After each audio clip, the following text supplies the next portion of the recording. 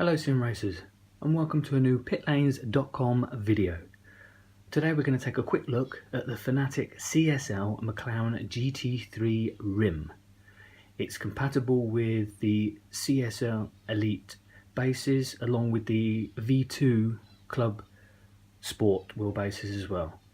It's not compatible with some of the earlier wheelbases they did due to the electronics required for the clutch system that we'll see more of when we have a closer look at the rim itself. Okay, let's take a closer look at the actual construction of it. And as you can see, it's got a carbon fibre look to it with the McLaren transfer on it, but it is actually plastic construction. But it does have some internal ribbing for support to get rid of flex. It's quite a thick profile on the front there, well screwed together. I got a V2 Club Sport wheelbase, not noticed any creaking, any flexing, anything that would give any concern about the overall longevity of it.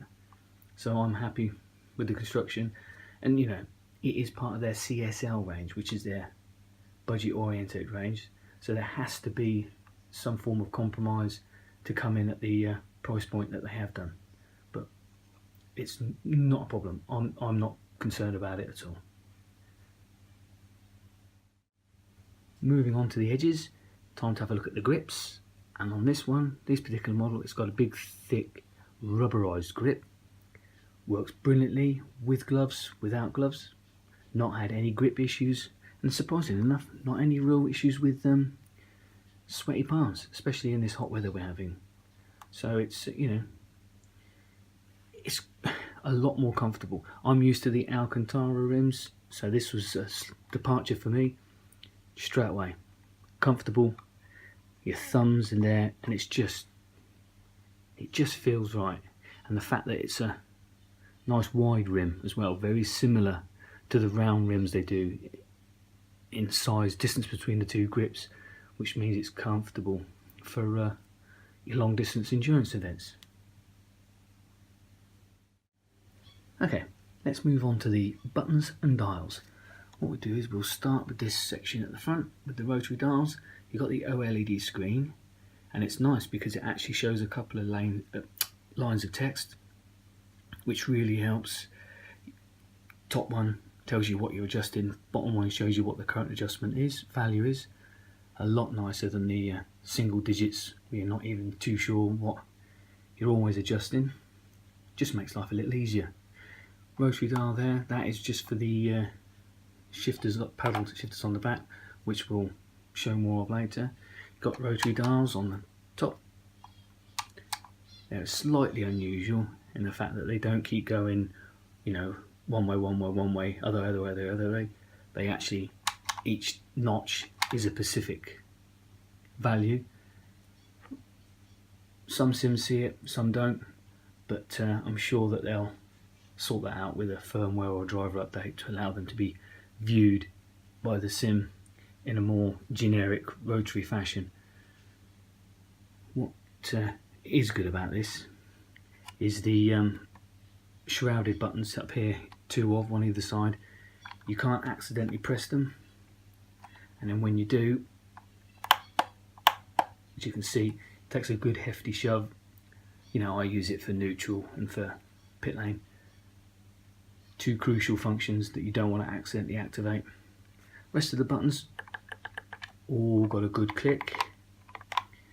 You've got your, as always, your funky switch multi-position, which is brilliant for your LCD displays, black boxes, pit menus and the like. So that really covers just about the frontal. These little toggles, which also press in, so you've got a vast array of buttons, more than you can ever need. And because of the tactile feel of them all, they are great in VR. They're easy to find, they're all within your thumbs, and you know what you're pressing and when you're pressing it. So if you are a VR user, such as myself, you will find that this rim is absolutely ideal. Okay, moving on to the rear, you've got the CSL plastic quick release system that comes standard. That's all I've been using. I've been hot swapping it about with my other rims, not had an issue with it. Clamps up within a few seconds, bolt goes straight in.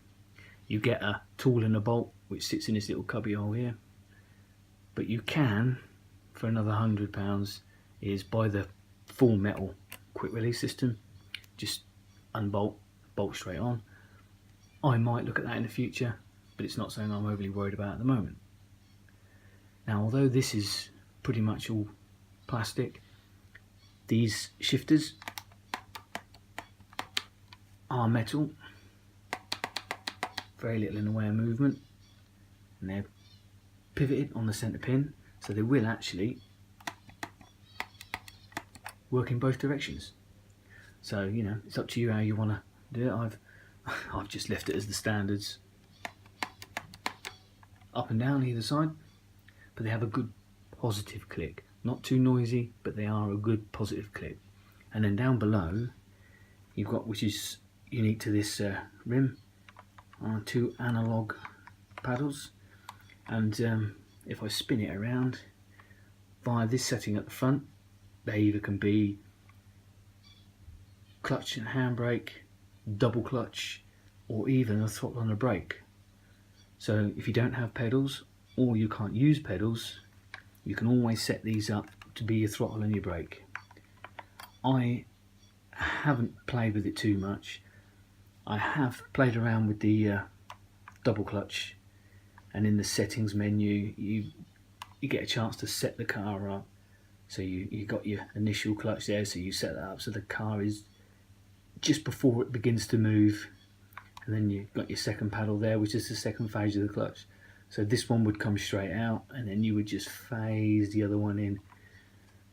Brilliant if you're into your Formula cars and your open wheelers which use it. I've tried it a couple of times on some GT3 cars and also on the iRacing Porsche Cup car, and actually if you take the time to get it set up right, you download at least the Fanatec version 3.11 driver, it's reliable. It does exactly what it's got to do, but it does require you to set it up and get it to work properly. I don't need it for the vehicles that I race on a regular basis, but as and when I start expanding the range of vehicles I race, I will come back and have a look at that again. So that is a quick look and a roundup of this new Fanatec CSL McLaren GT3 rim. I am personally very impressed with it. I've really enjoyed my time with it, and it sits on my rig more often than not, even for some of the non-Formula or GT spec cars, as it's that comfortable and easy to use, especially with the tactile buttons for VR. And for €180, it is really good value for money. I don't think you're going to find such a fully featured rim, especially with the paddle system on the rear that this particular one comes with. I just don't think you're going to find another rim for that sort of money with the plug and play compatibility with the rest of the Fanatec range. So you got a compatible wheelbase, you're looking for a comfortable general purpose rim at a good price, head over to fanatec.com and check out the pricing and availability.